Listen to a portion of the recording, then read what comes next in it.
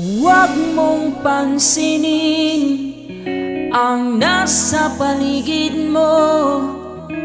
Huwag mong pansinin ang naninira sa iyo.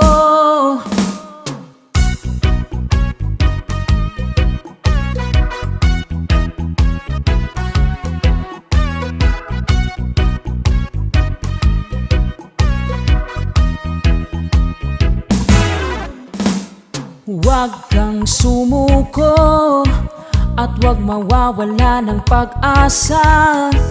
Ituloy mo ang iyong pangarap, magtiwala lang kaibigan.